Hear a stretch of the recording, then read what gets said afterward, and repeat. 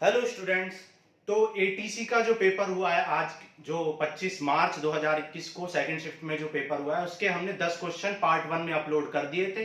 अब हम पार्ट 2 कर रहे हैं। आपको सारे क्वेश्चन हम एग्जैक्ट डेटा और एग्जैक्ट सॉल्यूशन, बिल्कुल आपको आंसर करेक्ट, बिल्कुल सेम डेटा जो एग्जाम में पूछा गया था आपको अपलोड कर रहे हैं। ठीक है, तो क्वेश्चन 10 कर चुके हैं, पार्ट 1 में वो हम अपलोड कर चुके हैं, पार्ट 2 अब हम कर रहे हैं। ठीक है, तो देखो पार्ट 2 में क्वेश्चन अपलोड कर रहे हैं, हम क्वेश्चन सॉल्व कर रहे हैं। देखो पार्ट 2 में ये क्वेश्चन पूछा गया था 1 upon factorial 8 plus 1 upon factorial 9 equal to x upon factorial 10। ये आपसे क्वेश्चन पूछा गया था। ठीक है, चलो अब इसको सॉल्व करते हैं। देखो ये 1 अपॉन फैक्टोरियल 8 है, आप जानते हो 9 को बाहर निकालोगे तो फैक्टोरियल 8 आ जाएगा, और 10 को बाहर निकालोगे तो क्या आ जाएगा 9 फिर 8। अब देखो 1 अपॉन फैक्टोरियल 8 कॉमन है, तो क्या बचेगा 1 प्लस 1 अपॉन 9, ये हो जाएगा x upon 10 into 9 into factorial 8। Factorial 8 से 8 कैंसिल हो गया, ये आ गया 10 अपॉन 9 और x अपॉन 10 इंटू 9, 9 से 9 कैंसिल, 10 10 जा 100, तो x की वैल्यू क्या आ गई 100 आ गई। ठीक है, ये क्वेश्चन नंबर 11 था। सेम यही आंसर था, यही क्वेश्चन था, डेटा बिल्कुल आपको सेम दिया जा रहा है। स्क्रीनशॉट ले लो, फिर आगे चलते हैं। ठीक है, तो आगे चलते हैं। देखो अब देखो क्वेश्चन नंबर 12 आपसे क्या पूछा गया था। क्वेश्चन नंबर 12 में आपसे एक क्वेश्चन पूछा गया था, ये सीक्वेंस नहीं है, ये हम अपने पास से सीक्वेंस बना रहे हैं। NC8 ये दोनों इक्वल दे रखे थे, बोला था NC9 और NC8 इक्वल हैं, तो पूछा था फाइंड NC17, इसकी वैल्यू बताओ। तो आप जानते हो कैसे करते हैं सॉल्व, फैक्टोरियल n फैक्टोरियल 9 और ये हो जाएगा फैक्टोरियल n माइनस 9, ये हो जाएगा फैक्टोरियल n अपॉन 8 और फैक्टोरियल n माइनस 8, क्योंकि NCR का फॉर्मूला आपको पता होगा, factorial n upon factorial r factorial n minus r। ठीक है, ये फॉर्मूला होता है, ये लगा दो तो सॉल्व कर लो। n से n कैंसिल हो गया। अब देखो इसमें से 8 9 बाहर निकालोगे तो 8 से 8 कैंसिल, इसमें से 8 बाहर निकालोगे तो ये इससे ये कैंसिल, तो n माइनस 8 किसके इक्वल हो गया n के, तो n आ गया 17। जब n 17 आ गया तो NC17 पूछा था, तो ये क्या 17 से 17 जो कि क्या होता है 1 होता है। ठीक है, जो कि 1 होता है, सॉल्व कर लो। नहीं तो 17 माइनस 17 और फैक्टोरियल 17, 17 से 17 कैंसिल, 17 माइनस 70 0, तो क्या आ गया आपका आंसर 1 आ गया। तो क्वेश्चन नंबर 12 का आंसर क्या आ गया 1। क्लियर, चलो आगे करते हैं question number 13।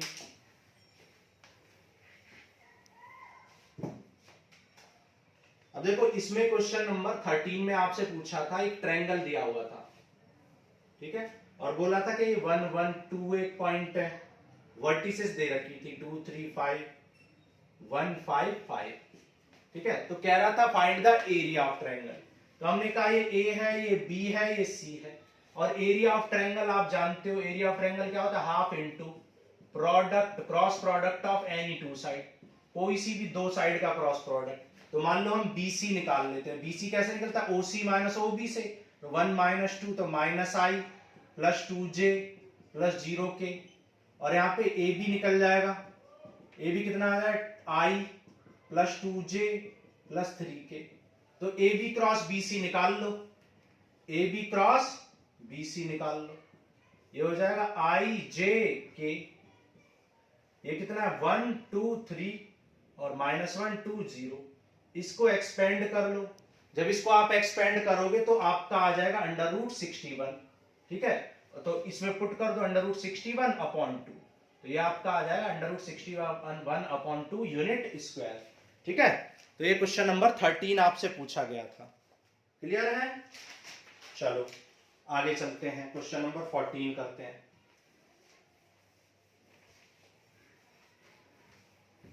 Under root 61 upon 2 इसका आंसर था।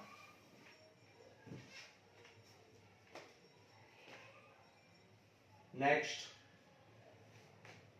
अब देखो आपको 3 वर्टिसेस दे रखे थे, 2i माइनस j प्लस के, i minus 3j minus 4k, 3i minus 4j minus 4k। ठीक है, आपको 4 ऑप्शन दिए थे, 4 ऑप्शन, तो एक ऑप्शन में ये दे रखे थे ए ऑप्शन में, उसी तरह बी ऑप्शन में 3 और दे रखे थे, सी ऑप्शन में 3, तो पहले ही ऑप्शन हमारा मैच हो गया होगा, ठीक है। तो पहले ही ऑप्शन में आपका मैच हो गया होगा, वो ऑप्शन का सीक्वेंस अगर चेंज था तो फिर सबका अलग अलग ऑप्शन आया होगा। तो ये वर्टिसेस दे रखे हैं आपको, जैसा कि हमने पिछले में निकाला था बिल्कुल वैसे ही निकालना है, ठीक है। तो सबसे पहले आप ये निकाल लो, ए बी और बी सी निकाल लो। ए बी कैसे निकल जाएगा, ए बी निकल जाएगा दिस माइनस दिस, ठीक है। ये बी पॉइंट है, ए बी आई माइनस, तो ये माइनस आई हो जाएगा, ये माइनस 2j हो जाएगा और ये माइनस 3k हो जाएगा। और बी सी क्या हो जाएगा, बी सी हो जाएगा ओ सी माइनस ओ बी, तो 2i माइनस j और 0k।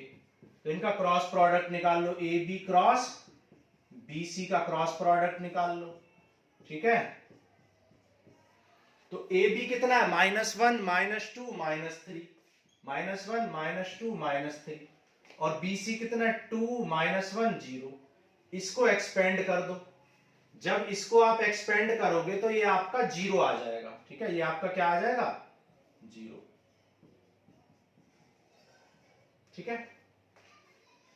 अच्छा, इसको एक्सपेंड करने की जरूरत नहीं थी, आप इसको डॉट प्रोडक्ट कर लो, ठीक है। डॉट प्रोडक्ट करने से हो जाएगा, जैसे A B dot B C निकाल लो आप, तो 2 इंटू -1 -2 +2 और 0 इंटू 3 0। तो आप देख सकते हो क्योंकि A B dot B C 0 आ गया है, इसलिए आप कह सकते हो कि A B is perpendicular to B C. और जब ए बी बी सी पर परपेंडिकुलर, इसका मतलब एंगल कितना हो गया, 90 डिग्री। हेंस ये जो वर्टिसेस दे रखे हैं किसके वर्टिसेस हैं, राइट एंगल ट्रायंगल के वर्टिसेस हैं, ठीक है। तो 4 ऑप्शन दिए थे, 4 ऑप्शन में ऐसे 3 वेक्टर 12 वेक्टर दे रखे थे 4 ऑप्शन में, 3 3 3, ठीक है। तो पूछा था कि which one of the following is forming right angle triangle, ठीक है। तो ये हो गया, ओके। तो ये हमारा था क्वेश्चन नंबर 14।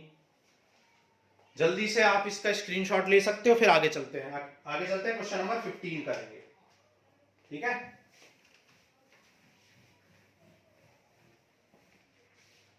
देखो क्वेश्चन नंबर 15 में पूछा था which one of the following is correct, which one is correct, कौन सा करेक्ट है, क्वेश्चन नंबर 15, ठीक है। तो आपको ऑप्शन दे रखे थे, एक ऑप्शन था P F by E equal to P F, A option में, बी ऑप्शन में दिया था P E by F equal to PE, ठीक है। इनकरेक्ट पूछा था, इनकरेक्ट, ठीक है। और सी ऑप्शन में दे रखा था P F by E equal to P F, और डी ऑप्शन में आपको दिया था, डी ऑप्शन में आपको दे रखा था P F by E, P F intersection E equal to P F into PE, ठीक है। यहां पे दे रखा था where P F is not equal to 0 and PE is not equal to 0, ठीक है। यहां पे दे रखा था where P F is not equal to 0, यहां पे दे रखा था PE is not equal to 0, और यहां पे कुछ भी नहीं दिया था, ठीक है। ये दे रखा था और बोला था कि F and E R independent event, F और ई इंडिपेंडेंट है, तो आप जानते हो कि एफ और ई इंडिपेंडेंट है, तो ये करेक्ट है। और ये तो हमेशा पी देखो आपको पता होना चाहिए, P A by E equal to होता है P A intersection B upon P B, ये होता है, ठीक है। तो अब इनमें से पूछा था आपसे, अब आप जानते हो कि देखो ये नॉट इक्वल टू 0 नहीं हो सकता, दोनों चीजें के इक्वल टू 0 होने की जरूरत नहीं है, तो ये इनकरेक्ट है, ठीक है। वैसे इस क्वेश्चन में मुझे थोड़ा सा डाउट है डेटा में, लेकिन वैसे ये इनकरेक्ट होना चाहिए मेरे हिसाब से, ठीक है। चलो आगे चलते हैं, आगे करते हैं क्वेश्चन नंबर 16।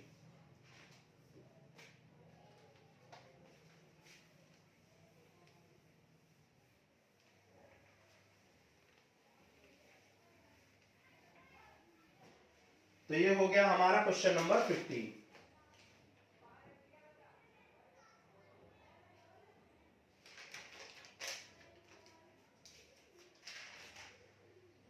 ठीक है। तो ये हो गए हमारे क्वेश्चन 15।